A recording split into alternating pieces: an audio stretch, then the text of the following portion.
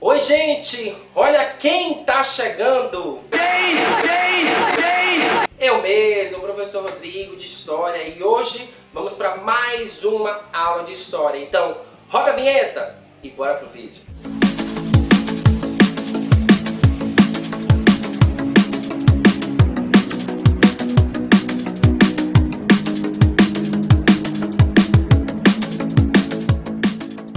E no vídeo de hoje nós vamos dar sequência aos nossos estudos sobre o capítulo 8, onde falamos sobre rumo a terras distantes, onde nós conhecemos as campanhas marítimas das grandes navegações promovidas por Portugal e Espanha lá no passado e que vão dar origem a vários territórios ao longo de sua história. Hoje, especificamente hoje, nós vamos falar de uma dessas viagens que tem tudo a ver com a história do nosso país. Na verdade, nós vamos falar sobre a viagem de Pedro Álvares Cabral. Porque é o seguinte, você já sabe, grandes navegações, o que significa? Ir até as Índias, fazer comércio das especiarias, trazer riquezas para Portugal, conquistar novos territórios, encontrar pedras preciosas. Esses foram alguns dos motivos que levaram os países até então, naquela época, a navegarem por mares nunca antes navegados pelo medo que eles temiam do mar. Qual era a missão de Pedro Álvares Cabral? Cabral, a missão dele era ir até as Índias para fazer o comércio das especiarias. Então a missão que Dom Manuel deu a ele foi: vá até as Índias e me traga especiarias. E o Pedro Álvares Cabral era um fidalgo, né? O que é o fidalgo? O fidalgo é filho de algo. Neste caso, filho de alguém, uma pessoa muito importante lá de Portugal.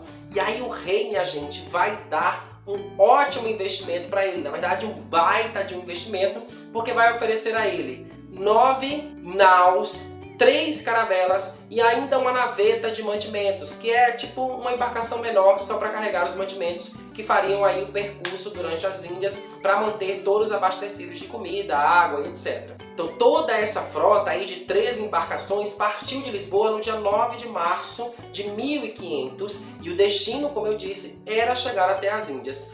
Porém, no meio do caminho conta a história que eles encontram um território. Na verdade, eles não chegam diretamente às Índias inicialmente, porque no meio do caminho havia este território até então desconhecido. Nessa frota vieram ainda mais de 1000 homens para poder fazer toda aí essa campanha, médicos, boticários, marujos, padres e até mesmo degregados. O que é um degregado? Degregado é uma pessoa que cometeu algum tipo de crime no seu país e está sendo expulso dele para que ele não viva mais ali. É tipo uma pena máxima de uma pessoa que fez algo que o governante não gostou na época e aí dá ele, olha, aqui você não vive mais. Fora, essas pessoas é que vão vir nessas embarcações com o objetivo de chegar às Índias, porém vão encontrar no meio do caminho um território desconhecido. A verdade é que já havia uma conversa de que esse território poderia já existir no mapa, porque Portugal e Espanha eram muito colegas, muito amigas, e já haviam feito um acordo chamado Tratado de Tordesilhas, que caso fossem encontradas terras ao leste, essas terras pertenceriam a Portugal. Então eles já sabiam que poderia, pelo menos, encontrar algum território além do Oceano Atlântico. Eles só não sabiam que isso ia acontecer no dia 22 de abril de 1500. 44 dias após terem saído de Portugal. Então imagine aí você há 44 dias mais ou menos ali no mar, naquele balanço, naquela agonia, naquele enjoo, e de repente você começa a ouvir barulho de pássaros, tipo gaivotas, né? E aí você percebe que tem algo diferente. Isso vai acontecer no dia 21 de abril, justamente no momento da viagem que eles começam a verificar que tem peixes, que tem aves circulando por aquele território. E aí, minha gente, no final da tarde do dia 22 de abril de 1500, o que acontece? Isso mesmo, os portugueses encontram um território que por muitos séculos e por muitos anos foi chamado de o Descobrimento do Brasil. Ao longo da história isso vai ser questionado e atualmente a gente não fala mais o descobrimento do Brasil. Nós chamamos de achamento de um território desconhecido. Ou, na minha linguagem, a invasão do território indígena. Porém, nós estamos falando de acontecimentos lá de 1500. Então naquele período foi chamado de descoberta de um território novo. E aí, imagine que eles chegaram com aquelas 3 embarcações, viram este território e precisavam verificar se tinha ou não pessoas ali por perto. Isso vai acontecer. Adivinha quem vai ser mandado primeiro para verificar se tem pessoas ali que pudessem atacar? Justamente os degregados, aqueles que cometeram crimes para que, caso desse algum problema, esses aí sim fossem os primeiros a... Você entendeu? É aí que eles encostam então na praia, ali do que nós chamamos hoje de Porto Seguro, e ali fazem os primeiros contatos com os nativos, por meio de trocas. Até porque eles tinham uma língua diferente, um jeito diferente. E esse encontro vai fazer com que eles fiquem por aqui por 10 dias. Então Cabral e sua frota ficam por aqui por 10 dias. E é o momento em que no dia 26 de abril de 1500 vai ser celebrada a primeira missa no Brasil, que também marca a nossa história. E tem uma tela muito famosa que registra esse acontecimento. A missa celebrada pelos padres, né, é um grande marco da nossa história, porque demonstra que desde cedo os portugueses tinham uma aproximação muito grande com a Igreja Católica e por isso ela estava presente em vários momentos da nossa história. E agora nós vamos abrir espaço para um cara muito importante da nossa história, que foi o Pero Vaz de Caminha. Pois é, ele teve uma saga, na verdade, porque ele chega com o Cabral aqui nesse território e aqui nesses 10 dias ele relata em sua carta o achamento desse território. Então é uma carta que ele escreve para o rei, colocando ali tudo que ele via nesse território desconhecido, comunicando ao rei que foi encontrada terras para além do Oceano Atlântico. E assim ele vai colocando ali suas impressões sobre o lugar, como que ele viu as pessoas que aqui estavam, a natureza deste espaço, né? Os animais que ele nunca tinha visto. Enfim, ele vai retratando, descrevendo nesta terra, este território... Terra não, menino. Descrevendo nesta carta aquilo que ele está vendo ali nesse período que ele ficou aqui no Brasil. Claro que não poderia faltar suas impressões sobre os primeiros contatos com os povos indígenas. Eu até tenho um trecho aqui da carta dele que nós vamos ler agora. Mas antes eu tenho que pegar meu celular, né? Porque está nele. Diz assim a carta: a pele deles é parda e um pouco avermelhada. Tem rostos e narizes bem feitos. Andam nus, sem cobertura alguma. Nem se preocupam em cobrir ou deixar de cobrir suas vergonhas, mais do que se preocupariam em mostrar o rosto. E a esse respeito, são bastante inocentes. Ambos traziam o lábio inferior furado e metido nele um osso verdadeiro de comprimento de uma mão travessa e da grossura de um fuso de algodão, fino na ponta como um furador. Os cabelos deles são lisos e os usavam cortados e raspados até acima das orelhas. E deles trazia com uma cabeleira feita de penas amarelas que lhe cobria toda a cabeça até a nuca. Neste trecho da carta, o Caminha descreve aí as suas impressões sobre os primeiros contatos com os indígenas, algumas características que naquele momento não estavam sendo identificadas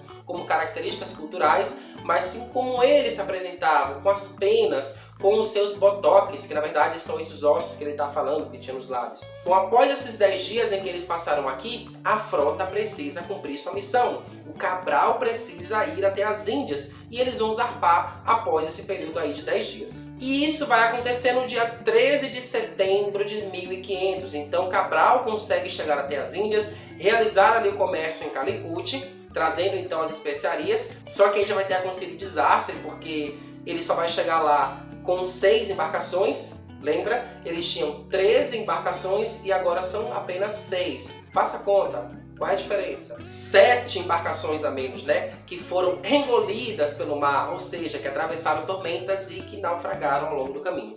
Então, o Cabral só chega com 6 embarcações na Índia e só vai conseguir chegar a Portugal no dia 21 de julho de 1501. Eram viagens muito longas, por isso que as especiarias tinham um preço tão elevado. E você deve imaginar, né, que o Cabral se tornou muito conhecido naquela época, né? Chegou lá e recebeu várias honrarias, né? Encontrou um território, foi responsável pelo achamento de um território desconhecido, conseguiu finalizar a sua excursão rumo às Índias trazendo as especiarias.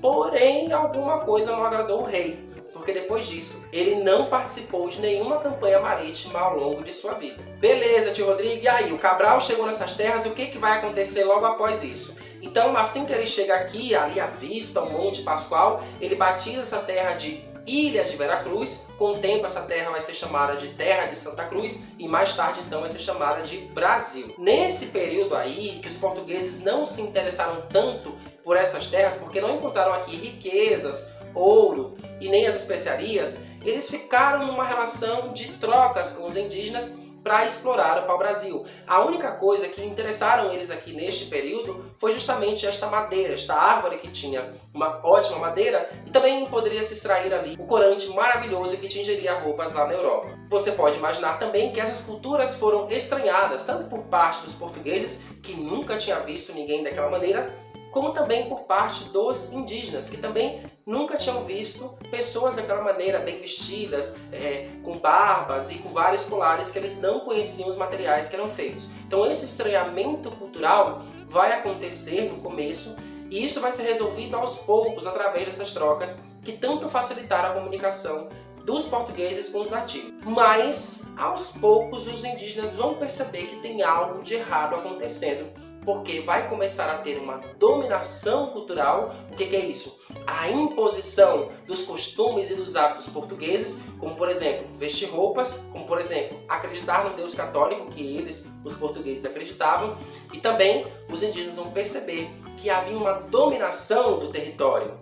Ou seja, começam a acontecer conflitos, invasões e guerras entre esses dois grupos, portugueses e indígenas, porque agora eles estão entendendo que, na verdade, eles não estavam fazendo só essas trocas, eles estavam mesmo tomando o seu território. Eu espero que você tenha percebido, então, alguns marcos históricos da viagem de Pedro Álvares Cabral e que realmente deram um novo rumo para a história do Brasil a partir do momento que eles chegaram a este território que era apenas habitado por populações indígenas. É isso, gente. Eu espero que você tenha gostado dessa aula. E não sai daqui sem deixar o like aqui no vídeo, tá? Para que a gente continue fortalecendo o nosso canal e venha mais conteúdos maravilhosos para vocês, tá certo? Beijo grande, gente. Até a próxima aula. Tchau!